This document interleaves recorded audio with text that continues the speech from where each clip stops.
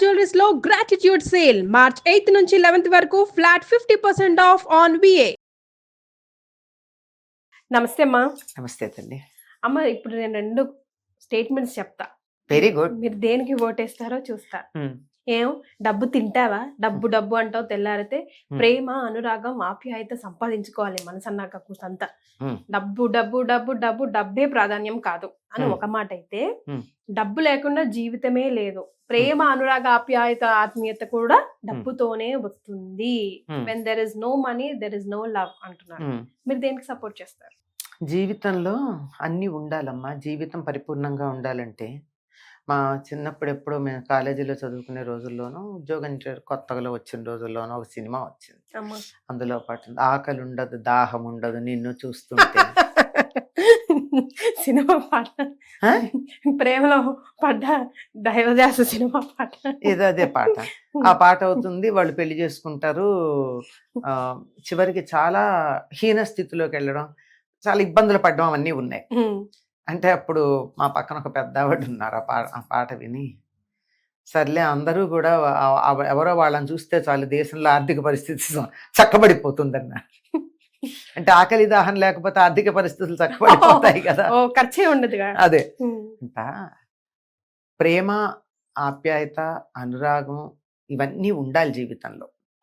వాటితో పాటు ధనం ఉండాలి, డబ్బు కాదు. ధనం అగ్ని ధనం వాయు ధనం ఇంద్రో ధనం వసు అని. ధనం అంటే ఇప్పటికిప్పుడు మనం ఉపయోగించుకోవడానికి కావాల్సింది ధనం. గుప్పెడు అన్నం ధనం, ఒక గ్లాసుడు నీళ్లు ధనం. 1,00,000 రూపాయల చెక్కు కాదు. 1,00,000 రూపాయల చెక్కు చేతిలో ఉంటే కూడా దాహంతో అలమటించే పరిస్థితులు రావచ్చు, అవునా కదా? కనుక ధనము అంటే ఏదంటే అప్పటికప్పుడు ఉపయోగించింది ఉండాలి. ధనం సంపాదించవద్దు అని మన ధర్మశాస్త్రాలు ఎక్కడా చెప్పాలి. మనుగడకి అవసరం కదమ్మా. మనుగడకు అవసరం, బతకాలి కదా. ప్రేమ తినేసి బతుకుతాను అంటే నువ్వు అడవికి వెళ్ళి ఉండు, తపస్సు చేసి తపస్సుతో బతుకు. సమాజంలో ఉన్నావు కదా. సమాజంలో ఉన్నప్పుడు శరీరం ఒకటి ఉందా, శరీరాన్ని పోషించాలా. శరీర పోషణకు ఆహారం కావాలా. ఆహారం కావాలంటే మన వాళ్ళు ఏమన్నారు, దాన్ని ధనం అన్నారు. ఆహారాన్ని డబ్బుతో కాదు మనకు వచ్చేది. మనకి జీవితంలో ఆ క్షణాన ఉపయోగపడే వస్తువులు ఏవైతే ఉన్నాయో అవన్నీ కూడా మనకు అవసరమే. వీటిని కావలసినంత వరకు సంపాదించుకోవాలి. ఏదైనా అతిగా ఉంటే విషం అవుతుంది తప్ప కావలసిన వరకు సంపాదించుకోవడంలో తప్పు లేదు. సంపాదించాలి, సంపాదించకపోతే తప్పు. వివాహం చేసుకున్నాక కుటుంబంలో పిల్లలు, భర్తో భార్యో ఉన్నాక పోషించాలి. పోషించకపోతే దోషం. పోషణ వరకు అవసరమే. డబ్బు వెంట పడకూడదు. డబ్బుకున్న ఇంకో గుణం ఏమిటంటే, మనం దాని వెంట పడితే అది పరిగెడుతూ ఉంటుంది, మనం వదిలేస్తే మన వెంట వస్తుంది. అది సాయంకాలపు నీడ లాంటిది. సాయంకాలమైనా పొద్దునైనా సూర్యుడికి ఎదురుగా మనం పెడుతూ ఉన్నప్పుడు నీడ మన వెంట వస్తుంది. సూర్యుడికి ఎదురు కాకుండా వీపు పెట్టి పెడుతూ ఉంటే మన నీడ మన ముందు ఉంటుంది. డబ్బు మన నీడ లాంటిది. సూర్యుడు ముందు పెడతావా, సూర్యుడు ఎదురుగా పెడతావా, సూర్యుడికి వీపు పెట్టి పెడతావా అన్న దాని మీద ఉంది.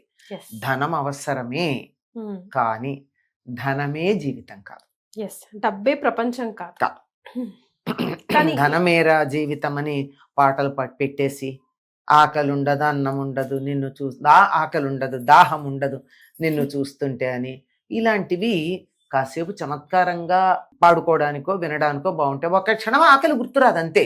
అంతెందుకో క్రికెట్ చూస్తున్న పిల్లాడికి ఆకలి తెలియదు, అంతేనా? మంచి సినిమా చూస్తుంటే పక్కన పెట్టిన కాఫీ గ్లాస్ మనం మర్చిపోతాము. అంత మాత్రాన అది అక్కర్లేదని కాదు కదా. దీన్ని మించి కాసేపు అది ఆకర్షించింది అంతే. జీవితం అంతా ఆకర్షించాలంటే వీళ్ళు అడవులకి తపస్సు చేసుకోండి. ఈ సమాజంలో ఉన్నప్పుడు, సంఘంలో ఉన్నప్పుడు, ఈ దేహాన్ని పోషించాల్సిన అవసరం ఉన్నప్పుడు, ఈ దేహ పోషణకు కావలసినటువంటి కుటుంబము, వ్యవహారము, సమాజము ఉన్నప్పుడు ధనం కావాల్సిందే. ఒక రిచ్ కిడ్ అవసరానికి కావాలి. ఒక రిచ్ కిడ్ వాళ్ళ ఫాదర్ని వెళ్ళి అడిగిందంట, నాన్నగారిని వెళ్ళి అడిగిందంట, ఎందుకన్నానా నువ్వు పొద్దున్న లేస్తే డబ్బు డబ్బు డబ్బు డబ్బు అని డబ్బు వెనకాలే పరిగెత్తున్నావు, తిరిగి నువ్వు జీవితంలో లైఫ్ కి వెనకాలే తిరిగి చూసుకుంటే నీ జీవితంలో నువ్వు ఏం సంపాదించుకున్నావు నాకు చెప్పు అంటే, నువ్వు ఇలా మాట్లాడడానికైనా ఈ రోజు నువ్వు ఇలా మాట్లాడడానికైనా నేను సంపాదించిన డబ్బుయే that is what making you to stand here today. మీరు ఇలా ఉండాలంటే నేను ఇలా ఉండాల్సిందే, నేను ఇలా కష్టపడాల్సిందే, లేదంటే అయానో భయానో ఈ స్టేటస్ నేను మోయాల్సిందే అని. దీన్ని ఎలా చూస్తారమ్మా? అది కరెక్టే. అలా కాకపోతే ఏమయ్యేవాడు? నువ్వే బాగా సంపాదించుంటే నేను ఇట్లా ఉండేవాడిని కాదు కదా. నువ్వే గాని బాగా సంపాదించుంటే నాకు ఎంసెట్ ర్యాంక్ ఏదొచ్చిన సీటు కొనిపెట్టేవాడివి కదా. నువ్వే బాగా సంపాదించుంటే ఇంతకన్నా మంచి మొగుడిని కొనిపెట్టేవాడివి కదా అని పిల్లలు తండ్రిని అడిగే పరిస్థితి ఉంది. అది ఉంది సమాజంలో, ఇది ఉంది. రెండింటి మధ్య బ్యాలెన్స్ చేయాలి. ఏది అదొక్కటి పరమార్థం కాదు. ప్రేమ కావాలి, కానీ ఆ ప్రేమని మెయింటైన్ చేయడానికి కావలసినటువంటి ఆధారం కూడా కావాలి. బతికుంటే కదా మనం ప్రేమని పంచేది, పెంచుకునేది, తెచ్చుకునేది, ఇచ్చేది. మరి అదే లేకపోతే కనుక అన్నింటికీ ప్రయోజనం ఉందమ్మా. మన ధర్మశాస్త్రాలు ఏం చెప్పారంటే ధర్మార్థ కామ మోక్షాలు 4 పురుషార్థాలు అన్నారు. ధర్మబద్ధంగా జీవితం గడపాలి, ధర్మబద్ధంగా ధనం సంపాదించాలి, ధర్మబద్ధంగా సంపాదించిన ధనంతో ధర్మబద్ధమైన కోరికలు తీర్చుకోవాలి. ఇది బ్యాలెన్స్. ఈ బ్యాలెన్స్ చేయకపోయాక జీవితంలో వాపుకి బలుపుకి తేడా లేనట్టు అవుతుంది.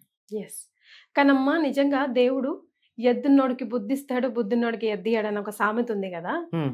ఖచ్చితంగా ఏదో ఒక లోపం అయితే, ఎంతున్నా ఎంత లేకున్నా కూడా ఏదో ఒక లోపం అయితే, ఏదో ఒక పరీక్ష అయితే పెడతాడు కదమ్మా జీవితంలో. పెట్టని ఏమవుతుంది? అది లేకపోయినట్టయితే మనిషికి అసలు ఆలోచన ఉండదు, నేనే దేవుణ్ణి అనుకుంటాడు. ఉండని.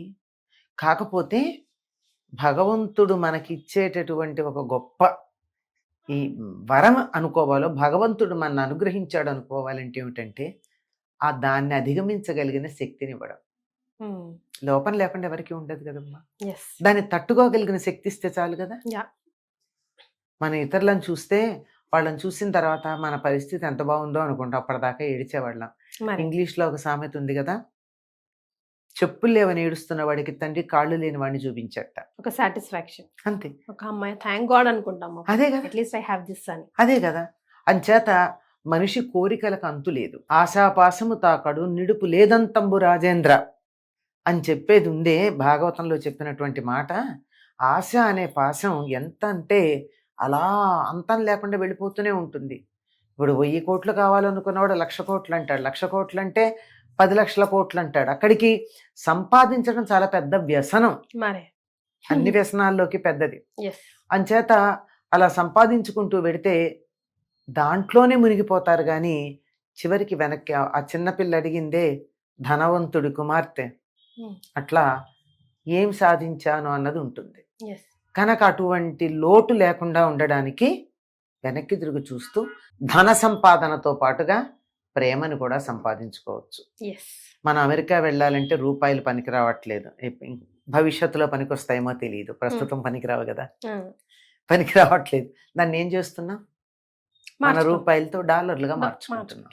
అట్లాగే మన దగ్గర ఉన్నటువంటి ధనాన్ని ప్రేమగా మార్చుకునే మార్గాలు ఉన్నాయి, అలా చేసుకోవచ్చు. సూపర్ అమ్మా. ఆన్ దిస్ నోట్ ధన్యవాదాలు.